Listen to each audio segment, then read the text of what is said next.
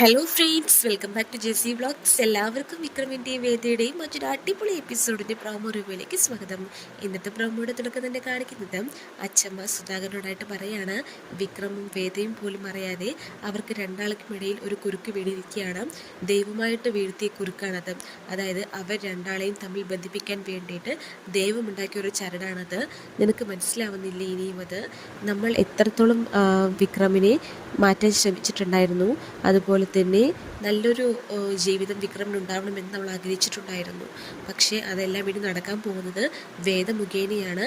വിക്രമിനെ പഴയ വിക്രമായി കിട്ടാൻ വേണ്ടിയിട്ട് ഇനി വേദയ്ക്ക് മാത്രമേ സാധിക്കുകയുള്ളൂ എന്നും അച്ഛൻ പറയുന്നുണ്ട് കേട്ടോ. ശേഷം കാണിക്കുന്നത് നമ്മുടെ വേദ വന്നിട്ട് റൂമിൽ അച്ഛൻ്റെ റൂമിലാണല്ലോ, അച്ഛൻ്റെ റൂമിൽ ഇങ്ങനെ പുറത്തേക്ക് നോക്കിക്കൊണ്ടിരിക്കുകയാണ്. അപ്പോൾ എന്താണോ വിക്രമിനെ ഇനിയും കാണുന്നില്ല എന്ന് പറഞ്ഞ് ടെൻഷൻ അടിക്കുന്നുണ്ട് കേട്ടോ. നാളെ കല്യാണമായിട്ട് ഇനി വിക്രം എന്തെങ്കിലും ഒപ്പിക്കുമോ എന്നുള്ള ടെൻഷനും ഉണ്ട് വേദയ്ക്ക്. അപ്പോൾ ഈ ഒരു ടൈമിൽ നമ്മുടെ വിക്രം കൂട്ടുകാരും മൊത്തം, അതായത് ജോസഫും മണിയും കുട്ടുമാരൊക്കെ ഒത്തിട്ട് വർക്ക്ഷോപ്പിലാണ് കേട്ടോ. അപ്പോൾ വർക്ക്ഷോപ്പിൽ വെച്ചിട്ട് വിക്രം ഫ്രണ്ട്സിനോടായിട്ട് പറയാണ്, എങ്ങനെയെങ്കിലും നാളെ നടക്കുന്ന കല്യാണം മുടക്കിയേ പറ്റുള്ളൂ എന്ന് പറയുന്നുണ്ട് കേട്ടോ. അപ്പോൾ നീ എന്താ ഉദ്ദേശിച്ചിങ്ങനെ പറയുന്നത്? എല്ലാവരും കൂടെ വളരെ ആഘോഷമായിട്ട് സന്തോഷമായിട്ടിരിക്കുന്ന സമയത്ത് നീ അത് മുടക്കണം എന്നാണോ പറയുന്നത് എന്ന് പറയുന്നുണ്ട് കേട്ടോ. അപ്പോൾ അല്ലാതെ പിന്നെ ഞാൻ എന്ത് ചെയ്യണം? നാളെ പോയിട്ട് അവളെ കല്യാണം കഴിച്ച് അവളെ ഭാര്യയാക്കി കൂടെ നടത്തണമെന്നാണോ നീ പറയുന്നതെന്ന് ചോദിക്കുന്നുണ്ട്. എന്തായാലും നീ അവളെ കല്യാണം കഴിച്ചതാണല്ലോ, പിന്നെ മറ്റുള്ളവർക്ക് വേണ്ടി ഒന്നും കൂടെ ഒരു ചടങ്ങ് ചെയ്യുന്നു എന്ന് മാത്രമല്ലേ കണക്കാക്കിയാൽ പോരെ? ഇത്രയും ആളുകളെ വിളിച്ചു കൂട്ടി നല്ല രീതിക്ക് ഇങ്ങനെ ഒരു പരിപാടി ചെയ്യുമ്പോൾ നീ എന്താ ഇങ്ങനെയൊക്കെ സംസാരിക്കുന്നതെന്ന് പറയുകയാണ് അനിയൻകുട്ടൻ.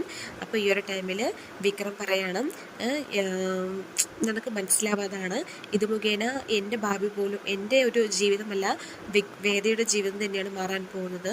കാരണം എനിക്ക് പറ്റിയ പെണ്ണല്ല അവൾ. മാത്രമല്ല അവളെപ്പോലൊരു പെണ്ണിനെ കല്യാണം കഴിക്കാനുള്ള യോഗമൊന്നും എനിക്കില്ല. അവളെ തന്നെ സ്വപ്നം കണ്ടിട്ട് അവളോടൊരു ജീവിതം തുടങ്ങാൻ വേണ്ടിയിട്ട് വേറൊരാൾ കാത്തിരിക്കുന്നുണ്ട്. അതെനിക്കും അറിയാം, വേദയ്ക്കും അറിയാം. പക്ഷെ വേദ ഞാൻ കിട്ടിയ ആ താലി മാത്രം കണക്കാക്കിയിട്ടാണ് ഇപ്പോഴും എൻ്റെ കൂടെ കഴിയുന്നത്. അവൾ ആ താലിക്ക് വളരെയധികം മഹത്വം കൊടുക്കുന്നുണ്ട്. അതുകൊണ്ടാണ് ഇത്രയും സുഖ സൗകര്യങ്ങളോടെ ഇരിക്കുന്ന അവൾ എനിക്ക് വേണ്ടിയിട്ട്, അല്ലെങ്കിൽ എന്നെ ഭർത്താവാക്കാൻ വേണ്ടിയിട്ട് ഇവിടെ എൻ്റെ വീട്ടിൽ വന്ന് കഷ്ടപ്പെട്ടുകൊണ്ടിരിക്കുന്നത്. അതിൻ്റെ ആവശ്യമില്ലല്ലോ. അപ്പോൾ ഞാൻ എന്തൊക്കെ ചെയ്താലും അവൾ പോകില്ല എന്ന് എനിക്ക് ഉറപ്പാണ്.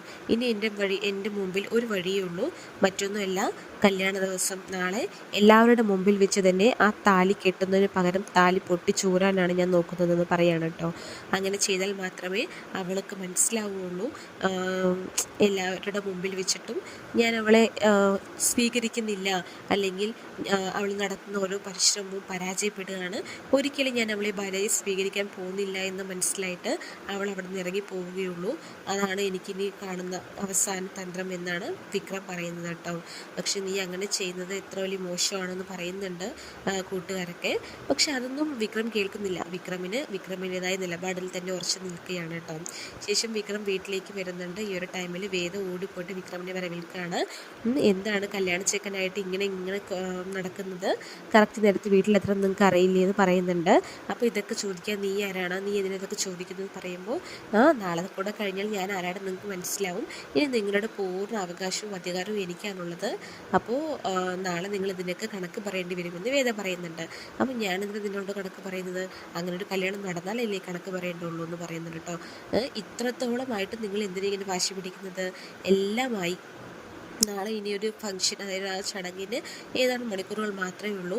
ഇപ്പോഴും നിങ്ങൾ ആ ചടങ്ങ് നടക്കില്ല എന്ന് തന്നെയാണോ പറയുന്നത്? വീണ്ടും വേദ ചോദിക്കുമ്പോൾ വിക്രം പറയാണ്, അതെ, നാളെ ആ വിവാഹം ഒരിക്കലും നടക്കാൻ പോകുന്നില്ല. ഞാൻ നിൻ്റെ കഴുത്തിൽ താലി കെട്ടാനല്ലേ പോകുന്നത്, നിൻ്റെ കഴുത്തിലണിയുന്ന താലി പൊട്ടിച്ച് മാറ്റാനാണ് പോകുന്നതെന്ന് പറയാണ് കേട്ടോ.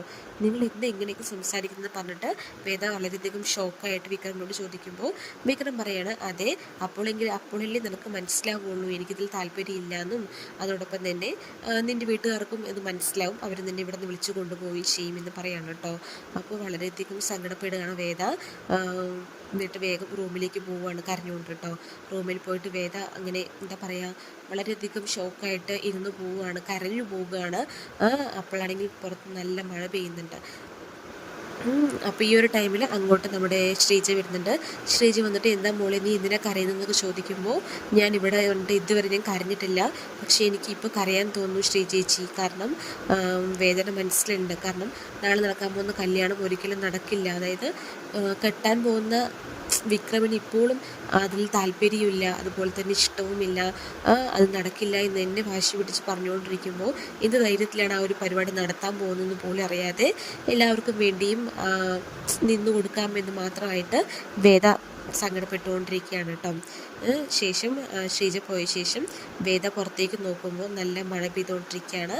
അപ്പോൾ വേദ മനസ്സിൽ തന്നെ ഇങ്ങനെ പറയുകയാണ്, ഞാൻ ആദ്യം വന്ന ദിവസം ഇതുപോലെ മഴയായിരുന്നു, അന്ന് ഞാൻ കൊണ്ട മഴ ഇന്നും പെയ്തൊഴിയാതെ പെയ്തുകൊണ്ടിരിക്കുകയാണ് എൻ്റെ മനസ്സിൽ എന്ന് പറഞ്ഞിട്ട് വളരെയധികം സങ്കടപ്പെടുന്നതായിട്ട് കാണിക്കുന്നുണ്ട് കേട്ടോ. പിന്നീട് പിറ്റേ ദിവസമാണ് കാണിക്കുന്നത്. പിറ്റേ ദിവസത്തെ കല്യാണത്തിന് തയ്യാറായിക്കൊണ്ടിരിക്കുകയാണ് വേദയുടെ വീട്ടിലെല്ലാവരും. അങ്ങനെ അച്ഛനും അമ്മയും ദീപ്തിയും എല്ലാവരും കല്യാണത്തിന് പോകാൻ റെഡിയാകുന്ന സമയത്ത് ശ്രീകാന്ത് വന്നിട്ട് പറയുകയാണ്, അച്ഛൻ എന്തായാലും കല്യാണത്തിന് പോകാൻ പാടില്ല എന്ന് പറഞ്ഞിട്ട് അച്ഛന് ചീത്ത പറയുകയാണ് കേട്ടോ. നമ്മൾ അങ്ങനെയൊക്കെ സംസാരിച്ചിട്ട് ഇനി നമ്മൾ അങ്ങോട്ട് പോയി കഴിഞ്ഞാൽ വിക്രമിന് പേടിയില്ലാതാവും, പിന്നെ അവൻ തോന്നിയ പോലെയൊക്കെ നടക്കുമെന്ന് പറഞ്ഞിട്ട് ശ്രീകാന്ത് അച്ഛനെ പോകാൻ വിലക്കാണ്. പിന്നെ കാണിക്കുന്നത് നമ്മുടെ വേദ അതീവ സുന്ദരിയായിട്ട് കല്യാണത്തിന് റെഡി ആയിക്കൊണ്ടിരിക്കുകയാണ് കേട്ടോ. അപ്പോൾ കല്യാണം എങ്ങനെയാണ് നടക്കുക എന്ന് നമുക്ക് നോക്കിക്കാണാം. താങ്ക്